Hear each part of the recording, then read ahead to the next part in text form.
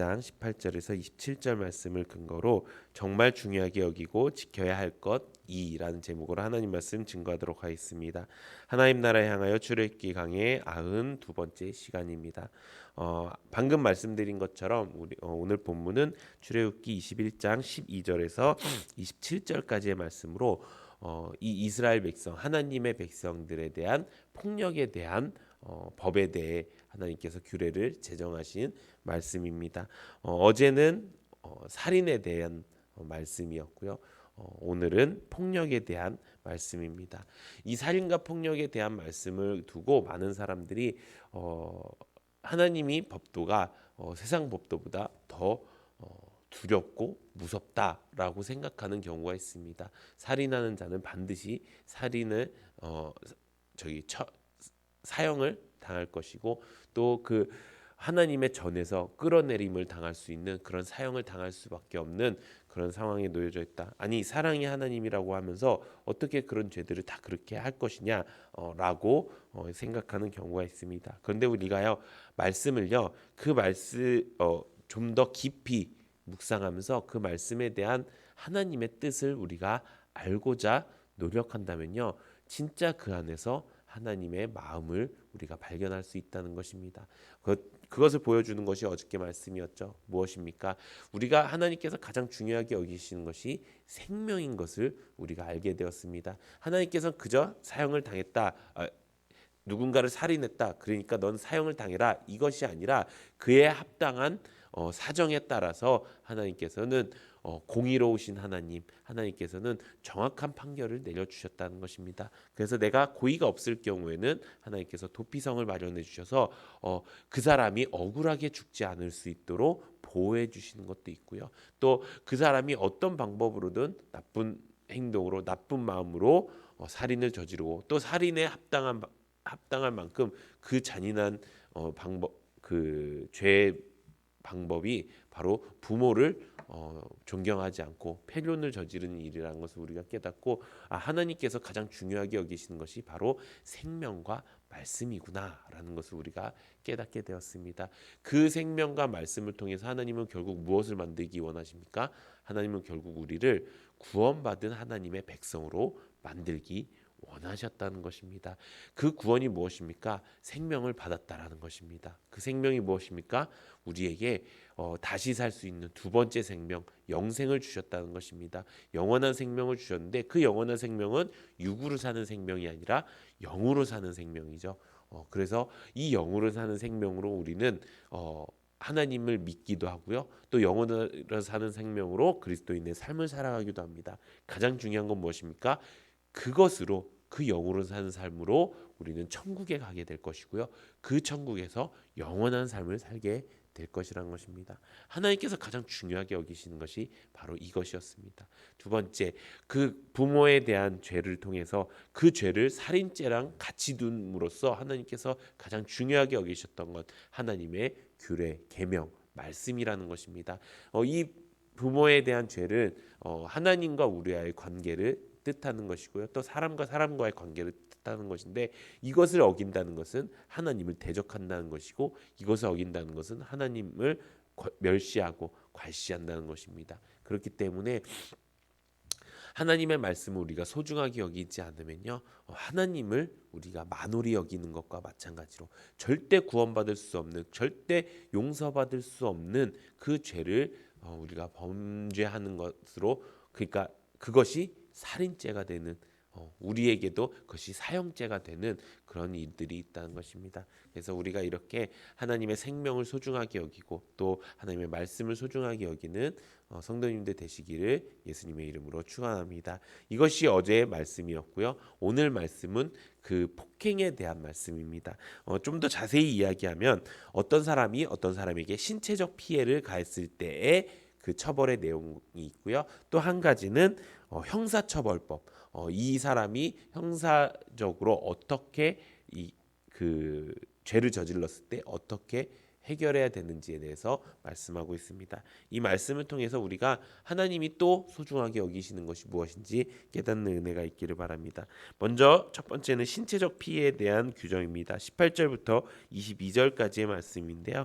18절부터 19절까지의 말씀은 이제 서로 간의 그 폭행에 대한 죄에 대한 말씀입니다.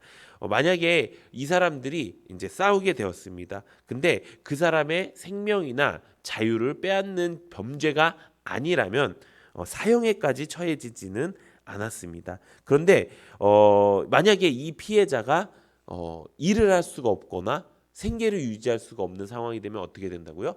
그 가해자가 그 피해자의 모든 보상을 해줘야 된다는 거예요. 이것도 이 시대에는 꽤 큰 보상이었어요. 왜냐하면 이 시대는 이제 신분이 정확하게 나눠져 있었기 때문에 만약에 내가 종과 종이에요. 근데 종과 종인데 싸웠어요. 그러면은 이 종이 해야 되는 그 피해자가 종이 해야 되는 그 일까지도 다 해야 하고 또 그 종이 이제 뭐 가장이었어요. 그러면은 그 가족을 먹여 살리는 일까지 다 해줘야 된다는 거예요. 그러니까 하나님께서 이들에게 말씀하시는 건요, 생명을 빼앗는 것이 아니라 생명을 보호하시기 위해서 이렇게 말씀하셨다는 것입니다. 또 20절에 보면은 종이 죽인다 하더라도 어떻게 된다고요? 사형법에 해당된다는 거예요. 내가 내 소유니까 내가 죽여도 상관없잖아요. 우리가 이렇게 익히 들었던 것처럼 로마에도 똑같이 노예제도가 있었죠. 로마의 가장 그 신분이 낮은 그 종은 어떻게 된다고요? 그냥 지나가다가 인권이 없는 거예요. 지나가다가 쟤 저기 어항에다 집어넣어. 그러면은 그 사람을 토막내서 어항에다 집어넣습니다. 그러면 그것을 이제 장어들이야 뭐 이것들 먹고 그것들을 요리해서 그 주인이 먹는 그런 말도 안 되는 인권도 없는 그런 일들이 벌어진 그 존재가 바로 여기서 말하는 종, 노예의 존재였어요. 근데 하나님께서 말씀하시기는 여기에 있는 그 종은 아니다. 인권적으로 인격적으로 이들도 하나님의 백성이다라고 얘기하셨기 때문에 이 주인이 만약에 종을 죽였어요. 그러면은 똑같이 생명을 허투루 여긴 이제 사형에 처하게 된다는 거예요. 근데 되게 재미있는 건 종을 때렸어요. 그러니까 종을 때리는 일들이 이제 비일비재했었나 봐요. 이때는 종이 잘못하면은 매로 다스리고 이렇게 했나 봐요. 근데 이 종을 때렸는데 오늘은 안 죽었어요. 근데 시름시름 앓다가 내일 죽었어요. 모레 죽었어요. 그러면은 그 사형죄에는 포함되지 않는 거예요. 이렇게 하나님께서 법령을 내리신 것입니다. 또 22절에 보면은 이제 이렇게 종을 하루 이틀 지나서 죽었으면 왜 사형죄에 포함되지 않느냐? 이는 이 주인이 종을 죽이려고 때린 것이 아니다라고 하나님께서 정해놓으셨기 때문이에요. 또 22절에 보면은 이제 임신한 여자, 이제 어떻게 보면 굉장히 이렇게 좀 위험한 내용이죠. 근데 이 태아를 죽게 하는 경우는 살인죄까지는 보지 않겠다. 왜냐하면 이게 고의적인 행동이 아니라고 생각하기 때문이다. 하지만 이것을 재판장에 가서 확실하게 확답을 받고 확실하게 처벌을 받아야 된다라고 이야기하는 내용이 이 신체적 피해에 대한 이 내용입니다. 이 말씀을 이렇게 규정하신 이유가 무엇일까요? 그것은 바로 하나님께서 가장 소중하게 여기시는 것이 바로 하나님의 백성이기 때문인 것입니다. 하나님의 백성은요, 종이건 내가 어떤 존재이건 그것이 중요한 것이 아니라 그 생명 하나하나가 가장 소중하다는 것입니다. 사랑하는 성도 여러분, 우리가 하나님의 백성으로 선택하심을 받고 이제 하나님의 백성답게 거룩하게 살아갑니다. 그럼요, 가장 먼저 생기는 게 뭔지 아십니까? 하나님의 백성다운 인권이 생기는 거예요. 세상 사람들도 인권을 위해서 굉장히 많이 싸우고 있습니다. 그렇죠? 여성 인권을 위해서도 싸우고 아직도 인도는 카스트 제도라고 하나요? 이 계급 사회입니다. 아직도 그 맨 밑에 계급은 이제 집을 지어도 이렇게 서서 이렇게 있을 수 없는 집을 짓는다고 하더라고요. 그리고 그런 게 너무나도 당연하고 어떤 높은 직책이 와갖고 이 사람을 그냥 때려서 죽여도 아무런 그거를 처벌을 받지 않는 그런 일들이 지금 21세기에도 이렇게 자행되고 있다는 것입니다. 그런데 그런 와중 가운데 하나님께서 우리를 택하셨습니다. 우리를 택하시고 우리를 하나님의 왕 같은 제사장 거룩한 나라로 삼아 주셨다는 것입니다. 그것은요, 하나님께서 우리의 인권을 보장해 주신다는 거예요. 이것이 막 우리가 주장해야 되는 인권이 아니고요. 하나님은 기본적으로 하나님의 백성을 어떻게든 살리고자 어떻게든 바르게 나아가게 하고자 하신다는 거예요.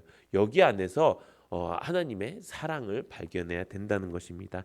두 번째 하나님께서 우리에게 주신 말씀은 바로 형사처벌법입니다. 이 말씀은 이제 많은 사람들이 이제 오해하고 있는 경우가 많습니다. 23절에서 27절까지 보면은 저희가 잘 알고 있는 말씀이 나오죠.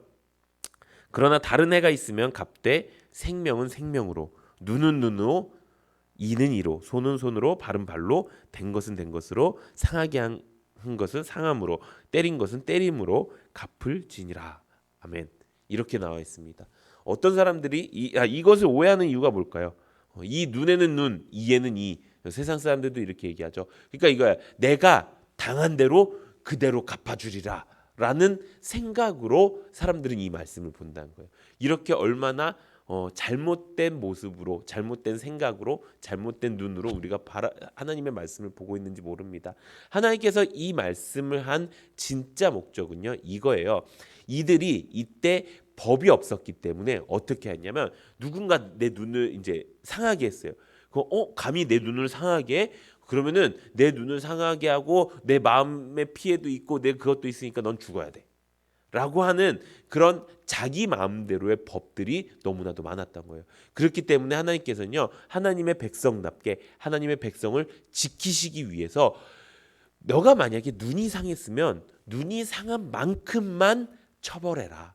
너가 만약에 이가 상했으면 이가 상한 만큼만 처벌해라. 그것보다 더하려고 하지 말아라 라고 정당한 처벌에 대한 정당한 요구를 해라 라고 하나님께서 말씀하고 있다는 것입니다.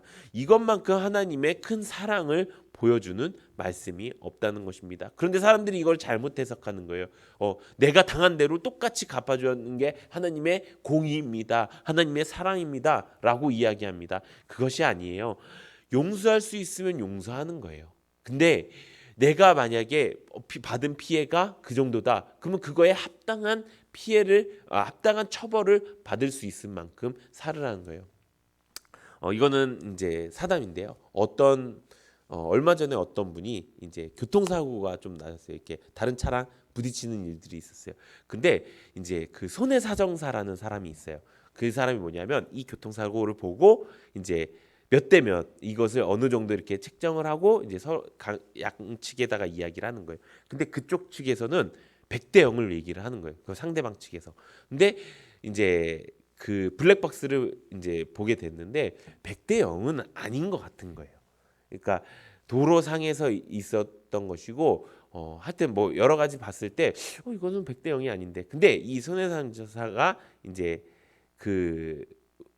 우리 교회 이제 성도님이시죠. 성도님한테 전화를 해갖고 이렇게 그쪽에서 100대 0이라고 얘기하는데 그렇게 아시면 될 거예요. 그러니까 이쪽에서 그냥 이제 믿는 사람이고 이러니까 그냥 네 이렇게 얘기를 하셨대요. 근데 이렇게 얘기하시니까 이제 거기서는 이제 처리가 된 거예요. 어느 정도 이제 일 처리가 된 거예요. 근데 그거를 하루 지나고 이제 제가 카페 사역하고 있는데 그런 게 이슈가 좀 됐었어요. 거기서 사고가 났다 뭐 이렇게 이슈는 딱 봤는데 아무리 봐도 이제 뭐 제가 잘 아는 건 아니지만 아무리 봐도 100대 0까지는 아닌 거예요. 그 차도 전방 주시를 못한 거예요.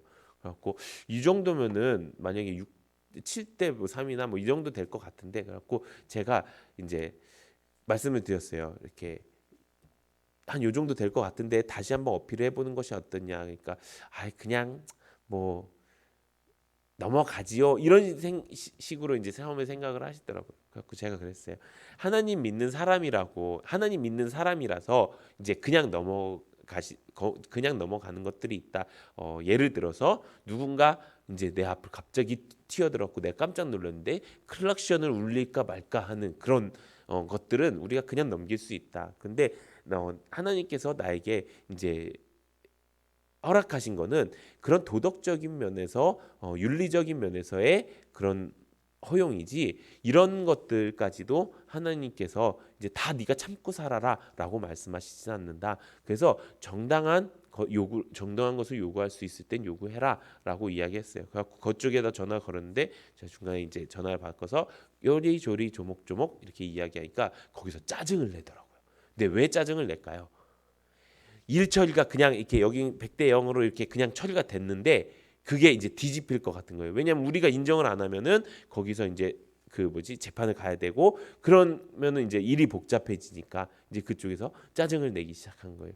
세상 사람들은 이렇게 하는 거예요. 자기가 이제 정해놓은 법대로 이제 자기가 이렇게 했으면 이것이 누군가에게 더한 벌이건 덜한 법이건 이게 상관없이 자기만 괜찮으면 되는 거예요. 근데 하나님께서는요 그렇게 얘기하지 않으신 거예요. 하나님은 너가 그 처벌된 그 법만큼 너가 죄 지은 만큼 벌 받아라. 그리고 누군가가 너에게 죄를 지었으면은 그만큼만 갚아라. 더 하려고 하지도 말고 그렇게 그만큼만 갚아라. 근데 용서해 줄 수 있으면은 용서해 주는 것이 제일 좋다라고 말씀하시는 거예요. 그래서 마지막 절에 보면 이렇게 나와 있어요. 만약에 종에게 주인이 잘못했어요.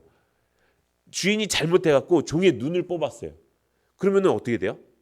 하나님은 이 말씀을 그냥 고지고대로 들으면 어떻게 돼요? 주인이 눈을 뽑아야 돼요. 그죠? 주인이 모르고 종의 팔을 잘랐어요.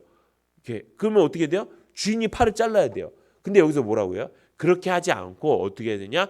그 종이 종을 자유롭게 해주는 걸로 그 벌을 대신할 것이다라고 이야기하고 있는 거예요. 그만큼 하나님께서는요. 이 법률을 통해서 무엇을 말씀하시느냐?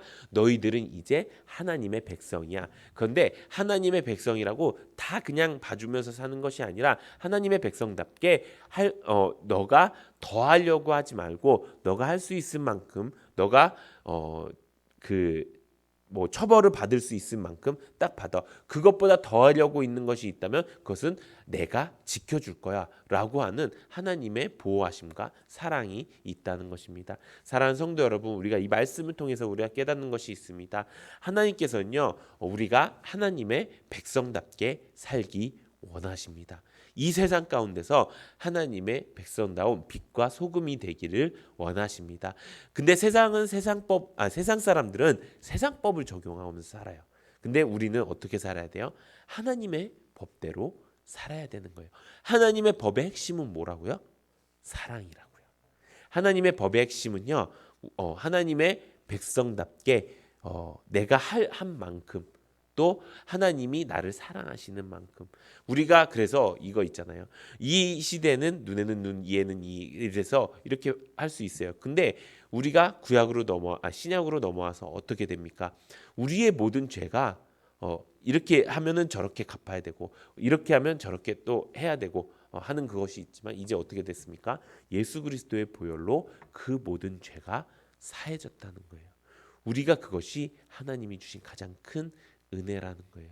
우리가 이거를 잊지 않았으면 좋겠습니다. 오늘 하루도 여러분들이 세상 속을 살아갈 것입니다. 세상 속에 살아가면서 부합리하고 부당한 일들이 많이 생길 수도 있습니다. 근데 그런 일들 가운데 그들이 세상법을 적용한다면 우리는 하나님의 법을 적용하겠습니다. 하나님이 나를 용서해 주신 것만큼 나도 그 사람을 용서하겠습니다. 또 하나님이 나를 보호해 주신 것처럼 나도 하나님의 보호하심 가운데서 그곳에서 벗어나지 않고 내가 그 안에서 살겠습니다. 내가 다른 사람을 더 뭐라고 하지 않고 내가 다른 것을 보고 더 행하지 않겠습니다. 이렇게 결단하는 우리 성도님들 되시기를 바랍니다. 그래서 우리가 하나님의 계명대로 우리의 모든 생각과 마음과 내가 처한 그 모든 상황에 부조리한 것들을 다 내려놓고 하나님, 나는 하나님이 용서해 주신 그 죄로 말미암아 내가 다시 산 것만으로도 감사합니다라고 고백하면서 살아가시는 우리 성도님들 되시기를 예수님의 이름으로 축원합니다.